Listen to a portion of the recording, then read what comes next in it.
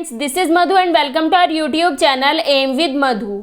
दोस्तों, इस वीडियो में डिस्कस करेंगे सीटेट दिसंबर 2019 में आए ईवीएस के पोर्शन को। ये आपका लास्ट पेपर होगा जो हम ईवीएस का पोर्शन जिसमें डिस्कस कर रहे हैं। इसके बाद हम स्टार्ट करेंगे सीडीपी को। ये पेपर आपका 2 वीडियो में कंप्लीट हो जाएगा। इसके बाद हम सीडीपी स्टार्ट करेंगे। सीडीपी के साथ साथ में ही हम हिंदी भी स्टार्ट कर देंगे ताकि आपका जब एग्ज़ाम हो उससे पहले हम सारा सिलेबस कवर करा सके। तो चलिए स्टार्ट करते हैं। फर्स्ट क्वेश्चन है, निम्नलिखित में से क्या पर्यावरण अध्ययन के संदर्भ में सही है? ऑप्शन फर्स्ट है कि 1 और 2 की कक्षाओं के लिए भाषा और गणित के माध्यम से पर्यावरण अध्ययन पढ़ाया जाता है। सेकेंड ऑप्शन है कि 2, 3 और 4 की कक्षाओं के लिए पर्यावरण अध्ययन से जुड़े मुद्दों को भाषा और गणित के माध्यम से पढ़ाया जाता है। थर्ड ऑप्शन है कि 2 और 3 तक की कक्षाओं के लिए पर्यावरण अध्ययन से जुड़े मुद्दे विज्ञान और सामाजिक विज्ञान के द्वारा पढ़ाए जाते हैं। और फोर्थ ऑप्शन है पर्यावरण अध्ययन एक विषय है जो 1 से 5 तक की कक्षाओं में पढ़ाया जाता है। अब आपको इस क्वेश्चन में बताना है कि पर्यावरण अध्ययन के संदर्भ में इनमें से कौन सा कथन सही है। तो इसका राइट ऑप्शन होगा ऑप्शन फर्स्ट, यानी कि पर्यावरण अध्ययन जो है वो 1 से 2 की कक्षाओं के लिए भाषा गणित के माध्यम से पढ़ाया जाता है। आपको पता है कि जो पहली और दूसरी क्लास है उसमें पर्यावरण अध्ययन की कोई प्रॉपर बुक नहीं है, वो भाषा और गणित के माध्यम से ही उनको सिखाया जाता है। तो फर्स्ट का राइट ऑप्शन होगा ऑप्शन फर्स्ट। सेकंड क्वेश्चन है, बच्चों को पर्यावरण अध्ययन को सीखने के लिए खोजने के द्वारा पर्याप्त समय दिया जाता है। यह इंगित करता है कि ऑप्शंस देखते हैं। फर्स्ट है पर्यावरण अध्ययन सूचनाओं के द्वारा सीखा जाता है। सेकंड है पर्यावरण अध्ययन बाल केंद्रित है। थर्ड है पर्यावरण अध्ययन शिक्षक केंद्रित है। और फोर्थ ऑप्शन है पर्यावरण अध्ययन याद करके सीखा जाता है। तो जो पर्यावरण अध्ययन है उसमें बच्चे नई नई चीज़ों को खोजते हैं और उसके लिए उन्हें पर्याप्त समय दिया जाता है। तो यह किस चीज़ की ओर इशारा करता है? यह इशारा करता है कि जो पर्यावरण अध्ययन है वो है बाल केंद्रित। पर्यावरण अध्ययन चाइल्ड सेंटर्ड है। बच्चे को सेंटर मानकर ही सारी चीज़ें, बच्चे को केंद्र मानकर ही सारी चीज़ें सिखाई जाती है। तो सेकंड का राइट ऑप्शन होगा ऑप्शन सेकंड, यानी कि पर्यावरण अध्ययन बाल केंद्रित है। थर्ड क्वेश्चन है, पर्यावरण अध्ययन कक्षा 3 से 5 तक के लिए एक विषय क्षेत्र है जो संकलित करता है। ऑप्शंस देखते हैं। फर्स्ट है पर्यावरण शिक्षा, सामाजिक अध्ययन और विज्ञान की अवधारणाओं और मुद्दों को। सेकंड है विज्ञान और सामाजिक विज्ञान की अवधारणाओं और मुद्दों को। थर्ड है पर्यावरण शिक्षा और विज्ञान की अवधारणाओं और मुद्दों को। और फोर्थ ऑप्शन है विज्ञान की अवधारणाओं और मुद्दों को। तो आपको बताना है कि जो कक्षा 3 से 5 तक के लिए पर्यावरण अध्ययन एक विषय के रूप में है तो वह किस चीज को संकलित करता है, उसमें कौन कौन से सब्जेक्ट आते हैं। आपको पता है कि फर्स्ट और सेकंड क्लास में पर्यावरण अध्ययन की कोई प्रॉपर पाठ्य पुस्तक नहीं है, वो बच्चों को भाषा और गणित के माध्यम से ही सिखाया जाता है। लेकिन कक्षा 3 से 5 तक के लिए बच्चों के लिए एक पाठ्य पुस्तक है अलग से पर्यावरण अध्ययन की। तो उसमें आपसे पूछा गया है कि उसमें कौन कौन से विषय क्षेत्र है। तो इसका राइट ऑप्शन होगा ऑप्शन फर्स्ट, यानी कि उसमें पर्यावरण शिक्षा भी है, उसमें सामाजिक अध्ययन भी है और विज्ञान की अवधारणा और मुद्दों को भी उसमें संकलित किया गया है। तो थर्ड का राइट ऑप्शन होगा ऑप्शन फर्स्ट। फोर्थ क्वेश्चन है, निम्नलिखित में से क्या पर्यावरण अध्ययन के शिक्षक के लिए वांछनीय गतिविधि है? ऑप्शंस है पर्यावरण अध्ययन की अवधारणाओं से संबंधित महत्वपूर्ण सूचनाओं को बच्चों को देने के लिए प्रेरित करना। सेकंड है पर्यावरण अध्ययन के 6 प्रकरणों का रेखीय आयोजन करना। थर्ड है केवल पाठ्य पुस्तकों पर आश्रित रहना। और फोर्थ ऑप्शन है विभिन्न कक्षाओं के बहुसांस्कृतिक क्षेत्रों को संबोधित करना। इसमें आपको बताना है कि जो पर्यावरण अध्ययन का शिक्षक है उसके लिए वांछनीय गतिविधि कौन सी है। तो इसका राइट ऑप्शन होगा ऑप्शन फोर्थ, यानी कि विभिन्न कक्षाओं के बहुसांस्कृतिक क्षेत्रों को संबोधित करना। ये इसका राइट ऑप्शन है। फर्स्ट ऑप्शन में दिया हुआ है कि पर्यावरण अध्ययन की अवधारणाओं से संबंधित महत्वपूर्ण सूचनाओं को बच्चों को देने के लिए प्रेरित करना। जो पर्यावरण अध्ययन है उसमें ना तो हम तथ्यों को याद कराएंगे, ना अवधारणाओं को बच्चों को याद करने के लिए प्रोत्साहित करेंगे। ये आपका ऑप्शन गलत हुआ। सेकंड है पर्यावरण अध्ययन के 6 प्रकरणों का रेखीय आयोजन करना। हमारा मेन मोटिव बच्चों को सिखाना है, ये नहीं है कि हम सिलेबस कंप्लीट कराते जा रहे हैं। थर्ड है कि केवल पाठ्य पुस्तकों पर आश्रित रहना। ये ऑप्शन तो आपका बिल्कुल गलत है, क्योंकि जो पर्यावरण अध्ययन है उसमें हमें पाठ्य पुस्तकों पर इतना फोकस नहीं करना जितना हमें बच्चों के जो बाहरी दुनिया का ज्ञान है उसके डेली लाइफ से उन चीज़ों को जोड़ना है। तो इसका राइट ऑप्शन होगा ऑप्शन 4 यानी कि विभिन्न कक्षाओं के बहुसांस्कृतिक क्षेत्रों को संबोधित करना। फिफ्थ क्वेश्चन है निम्नलिखित में से क्या पर्यावरण अध्ययन में बच्चों के द्वारा ज्ञान की रचना में महत्वपूर्ण है।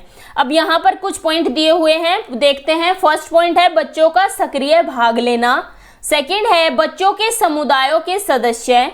थर्ड है पर्यावरण अध्ययन की पाठ्य पुस्तकें। और फोर्थ है पर्यावरण अध्ययन की पाठ्य पुस्तक में दी गई व्याख्या और परिभाषा। इसमें आपको बताना है कि जो पर्यावरण अध्ययन में बच्चों के द्वारा ज्ञान की रचना में इनमें से कौन सी चीज, कौन से पॉइंट इनमें से महत्वपूर्ण है। तो इसका राइट ऑप्शन होगा ऑप्शन बी, यानी कि बच्चों का सक्रिय भाग लेना। जब बच्चे किसी चीज में सक्रिय रूप से भाग लेंगे, बच्चे एक्टिव होकर किसी चीज को सीखेंगे तो उनकी लर्निंग बेहतर होगी। सेकंड है बच्चों के समुदायों के सदस्य। ये भी बिल्कुल सही है, क्योंकि पर्यावरण अध्ययन में हम बच्चों को सामाजिकरण भी सिखाते हैं। इसमें जब बच्चे ग्रुप में अपने पीयर्स के साथ, अपने सहपाठियों के साथ सीखते हैं, उसमें भी बच्चों का सीखना बेहतर होता है। थर्ड है कि पर्यावरण अध्ययन की पाठ्य पुस्तकें, इनसे भी बच्चे सीखते हैं। लेकिन जो फोर्थ ऑप्शन है कि पर्यावरण अध्ययन की पाठ्य पुस्तकों में दी गई व्याख्या और परिभाषा, ये कोई अच्छा ऑप्शन नहीं है, क्योंकि व्याख्या और परिभाषाएं हमें नहीं सिखानी। बच्चे प्राथमिक स्तर पर है, इसमें बच्चों को हमें ना तो कोई परिभाषा याद करानी है। ऐसा नहीं है कि हम बच्चों को परिभाषाएं और अवधारणाओं को रटवाते रहें। तो फोर्थ ऑप्शन इसका गलत होगा। इसके राइट ऑप्शन होंगे फर्स्ट, सेकंड और थर्ड। सिक्स्थ क्वेश्चन है निम्नलिखित में से पर्यावरण अध्ययन पाठ्यक्रम के सुझाव प्रकरणों का उप प्रकरण है। ऑप्शन है भोजन, जानवर, हम चीजें कैसे बनाते हैं, परिवार और मित्र। इस क्वेश्चन में आपको बताना है कि जो हमारे 6 मुख्य प्रकरण हैं, इनमें से जो आपको ऑप्शंस में दिए हुए हैं, इनमें से कौन सा उनका उप प्रकरण है। अब 6 मुख्य जो प्रकरण हैं, पहले वो देखते हैं कौन कौन से हैं। फर्स्ट है परिवार एवं मित्र, भोजन, आवास, पानी, यात्रा, चीजें जो हम बनाते हैं और करते हैं। ये 6 मुख्य थीम है पर्यावरण अध्ययन की। ये सभी 6 की 6 थीम आपको याद रखनी है, क्योंकि इनसे कई बार क्वेश्चन पूछा गया है। तो अब आप देख लीजिए ऑप्शन में इनमें से कौन सा पॉइंट नहीं है। तो जो जानवर है वो मुख्य प्रकरण ना होकर वो उप प्रकरण में रखा गया है। तो 6th का राइट ऑप्शन होगा ऑप्शन सेकंड। 7th क्वेश्चन है पर्यावरण अध्ययन के शिक्षक के द्वारा बच्चों को जानवरों का अवलोकन और उनका चित्र बनाने के लिए प्रेरित करने का उद्देश्य है। फर्स्ट पॉइंट है बच्चों में सृजनात्मकता का विकास करना। सेकंड है बच्चों में अवलोकन और रचना कौशलों का विकास करना। थर्ड पॉइंट है बच्चों में सौंदर्यगत संवेदना का विकास करना। तो आपको बताना है कि इनमें से कौन सा उद्देश्य शिक्षक का है कि शिक्षक बच्चों को अवलोकन और जो जानवर है, जानवरों का अवलोकन और उनके चित्र बनाने के लिए प्रेरित कर रहा है। तो शिक्षक का उद्देश्य बताना है। तो इसका राइट ऑप्शन होगा ऑप्शन सी, यानी कि इसमें फर्स्ट, सेकंड, थर्ड तीनों पॉइंट सही है कि जो शिक्षक है वह बच्चों में सृजनात्मकता का विकास करना चाहता है, बच्चों में अवलोकन और रचना कौशलों का विकास करना चाहता है और साथ में ही सौंदर्य संवेदना का भी विकास करना चाहता है। तो 7th का राइट ऑप्शन होगा ऑप्शन सी। 8th क्वेश्चन है बच्चों को पर्यावरण अध्ययन सीखने में प्रभावशाली तरीके से जोड़ा जा सकता है। फर्स्ट पॉइंट है वृत्तांत, सेकंड है कहानियां, थर्ड है शिक्षक के द्वारा अवधारणाओं की प्रभावशाली व्याख्या और फोर्थ पॉइंट है शिक्षक के द्वारा अवधारणाओं का प्रभावशाली प्रदर्शन और व्याख्या। अब आपको बताना है कि बच्चों को पर्यावरण अध्ययन सीखने में आप प्रभावशाली तरीके से कैसे जोड़ सकते हैं। तो इसका राइट ऑप्शन होगा ऑप्शन ए, यानी कि वृत्तांत और कहानियां। वृत्तांत का मतलब क्या है कि बच्चों को क्षेत्र भ्रमण कराकर, बच्चों को प्रैक्टिकल चीजें दिखाकर हम बच्चों को जोड़ सकते हैं। और जो कहानियां और किस्से हैं वो तो सबसे ज़्यादा इम्पोर्टेंट है पर्यावरण अध्ययन सिखाने में, क्योंकि कहानियां और किस्से से ही हम बच्चों की जो डेली लाइफ है उन चीज़ों को लिंक कर सकते हैं बच्चों की जीवन से, बच्चों के सिखाने से। थर्ड पॉइंट है कि शिक्षक के द्वारा अवधारणाओं की प्रभावशाली व्याख्या। ये पॉइंट गलत है, क्योंकि हमें बच्चों को रट्टू तोता नहीं बनाना। हमें बच्चा प्राथमिक स्तर पर है, हमें बच्चों को प्रभावशाली जो व्याख्या है वो अगर हम करेंगे, इसका क्या मैसेज जाएगा बच्चों तक कि बच्चे उन परिभाषाओं को रट कर याद कर ले, क्योंकि बच्चा उस स्तर पर है, अभी उसका माइंड इतना डेवलप नहीं हुआ है कि वो परिभाषाओं को समझ सके। तो इसका राइट ऑप्शन होगा ऑप्शन ए, यानी कि बच्चों को वृत्तांत क्षेत्र भ्रमण पर ले जाए और कहानियां और किस्सों से उनकी डेली लाइफ को लिंक करके हम पर्यावरण अध्ययन अच्छे से बच्चों को सिखा सकते हैं। 9th क्वेश्चन है, निम्नलिखित में से क्या पर्यावरण अध्ययन को सीखने का सबसे प्रभावशाली संसाधन है? फर्स्ट पॉइंट है परिवार के सदस्य, सेकंड है समुदाय के सदस्य, थर्ड है समाचार पत्र और फोर्थ है कक्षा। तो आपको बताना है कि जो पर्यावरण अध्ययन है उसे सीखने के प्रभावशाली संसाधन कौन से हैं। तो इसका राइट ऑप्शन जो जाएगा वो होगा ऑप्शन बी, यानी कि परिवार के सदस्य। परिवार के सदस्यों से हम पर्यावरण अध्ययन को सीखने में हमें मदद मिलती है। सेकंड है समुदाय के सदस्य, यानी कि हमारी कम्युनिटी। थर्ड है समाचार पत्र। समाचार पत्र में भी डे टू डे लाइफ की अपडेट आती रहती है, तो उससे हम पर्यावरण अध्ययन सीख सकते हैं। कक्षा भी एक संसाधन इसका हो सकता था, लेकिन जो आपके ऑप्शंस है वो इस तरह से दिए हुए हैं, कभी कभी हमें कोई पॉइंट ऑप्शन को देखकर छोड़ना भी पड़ सकता है, तो आप ऑप्शंस के अकॉर्डिंग अपने क्वेश्चन को अटेम्प्ट कीजिए। तो 9th का राइट ऑप्शन होगा ऑप्शन बी। 10th क्वेश्चन है, निम्नलिखित में से सीखने के कौन से सिद्धांत का पर्यावरण अध्ययन में अनुसरण होता है? ऑप्शंस है अमूर्त से मूर्त, सेकंड है अज्ञात से ज्ञात, थर्ड है ज्ञात से अज्ञात और फोर्थ है वैश्विक से स्थानीय। तो हम पर्यावरण अध्ययन सिखाने के लिए कौन से सिद्धांत का अनुसरण करते हैं? तो इसका राइट ऑप्शन होगा ऑप्शन थर्ड, यानी कि ज्ञात से अज्ञात। पहले हम बच्चों को वो चीज़ें सिखाएंगे जो बच्चों को पता हो, फिर उसी चीज़ से लिंक करके बाकी की चीज़ें जो बच्चे नहीं जानते धीरे धीरे उसे सिखाएंगे। फर्स्ट में दिया है कि अमूर्त से मूर्त, ये ऑप्शन आपका गलत है, क्योंकि जो बच्चों को अमूर्त चीज़ें बच्चे नहीं जानते, बच्चे प्राथमिक स्तर पर है, हम सिखाते हैं बच्चों को मूर्त से अमूर्त की ओर।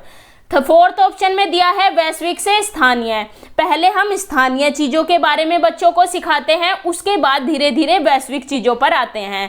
तो इसका राइट ऑप्शन होगा ऑप्शन थर्ड।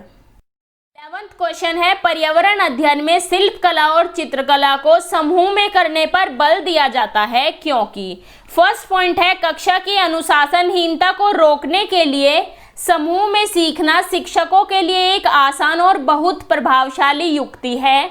सेकेंड पॉइंट है समूह में सीखना सहपाठी द्वारा सीखने को प्रोत्साहित करता है। थर्ड पॉइंट है समूह में सीखना कक्षा में सामाजिक अंतःक्रिया को बेहतर करता है। और फोर्थ पॉइंट है समूह में सीखना पर्यावरण अध्ययन के पाठ्यक्रम को समय पर पूरा करने में सहायता करता है। तो आपको बताना है कि पर्यावरण अध्ययन में शिल्प कला और चित्रकला को समूह में सीखने पर क्यों बल दिया जाता है? तो इसका राइट ऑप्शन होगा ऑप्शन सी, यानी कि समूह में सीखना सहपाठियों द्वारा सीखने को प्रोत्साहित करता है और समूह में सीखने से कक्षा में सामाजिक अंतःक्रिया को बेहतर करता है। जो बच्चे हैं, जब बच्चे ग्रुप में सीखते हैं अपने पीयर्स के साथ, अपने सहपाठियों के साथ, वे इंटरेक्शन करके चीज़ों को अच्छे से समझ पाते हैं। जो लर्निंग है बच्चों की, जो सीखना है वो भी बेहतर होता है। फर्स्ट पॉइंट है कि कक्षा की अनुशासनहीनता को रोकने के लिए समूह में सीखना शिक्षकों के लिए एक आसान और बहुत प्रभावशाली युक्ति है। ये पॉइंट आपका गलत है, क्योंकि ऐसा भी तो हो सकता है कि एक समूह को कंट्रोल करना शिक्षक के लिए कठिन हो। और फोर्थ पॉइंट है कि समूह में सीखना पर्यावरण अध्ययन के पाठ्यक्रम को समय पर पूरा करने में सहायता करता है। ये पॉइंट भी आपका गलत है, क्योंकि जरूरी नहीं कि बच्चे समूह में चीज़ों को जल्दी जल्दी यानी कि कर पाए। ऐसा भी तो होता है किसी एक्टिविटी को करने में ज़्यादा टाइम लग जाए, तो समूह में सीखना ऐसा नहीं है कि पाठ्यक्रम समूह में सीखने से जल्दी पूरा हो जाएगा। तो 11th का राइट ऑप्शन होगा ऑप्शन सी। 12th क्वेश्चन है, निम्नलिखित में से किसको पर्यावरण अध्ययन में बच्चे के आकलन में दूर रखना चाहिए? फर्स्ट ऑप्शन है कक्षा 5 के ईवीएस पाठ्य पुस्तक में प्रत्येक पाठ के अंत में दिए गए आज हमने क्या सीखा पर चर्चा करके। सेकंड है आकलन के संकेतों का उपयोग।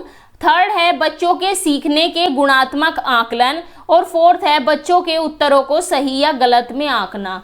तो इस पॉइंट में आपको, इस क्वेश्चन में आपको बताना है कि जब हम पर्यावरण अध्ययन में आकलन करते हैं बच्चों का, इनमें से कौन सा ऑप्शन गलत है, यानी कि कौन सा हमें नहीं, आकलन में नहीं प्रयोग करना चाहिए, आकलन से इसे दूर रखना चाहिए। तो इसका राइट ऑप्शन होगा ऑप्शन फोर्थ, यानी कि बच्चों के उत्तरों को सही या गलत में आंकना।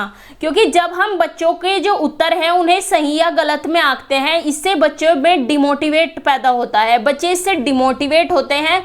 क्योंकि जब हम किसी बच्चे को बोल देते हैं नहीं तेरा आंसर तो गलत है या तू तो बुद्धू है, इस तरह से वर्ड हमें यूज़ नहीं करने, इससे बच्चा डिमोटिवेट होता है।